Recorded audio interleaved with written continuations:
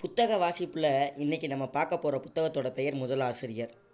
இது சுமார் 70 பக்கங்களை கொண்ட ஒரு நாவல். இந்த நூலோட ஆசிரியர் பெயர் என்ன அப்படின்னா, அவருடைய பெயர் கிங்கிஸ். இவர் ஒரு ரஷ்ய எழுத்தாளர். இவர் இந்த புத்தகத்தை முதல்ல எழுதினார். அதை தமிழில் மொழிபெயர்த்தவர் திரு சோமசுந்தரம் அவர்கள். மலையடிவார மக்களுடைய வாழ்க்கை முறை என்னங்கிறதையும் அவங்களுடைய கல்வி முறை என்னங்கிறதையும் இந்த புத்தகத்தில் சிறப்பாக கொடுத்துருக்காங்க. இது கிட்டத்தட்ட நம்மளோட தமிழ் படங்களை ஒப்பிடும்போது பாகை சூடவா படத்தோட கதை மாதிரியே இருக்கும். துசைன் அப்படிங்கிறவர் என்ன பண்ணார் அப்படிங்கிறதையும் அங்கே உள்ள மக்களுக்கு படிப்பு அறிவை எப்படி கொடுத்தார் அப்படிங்கிறதையும் இதில் மிக சிறப்பாக கொடுத்துருக்காங்க.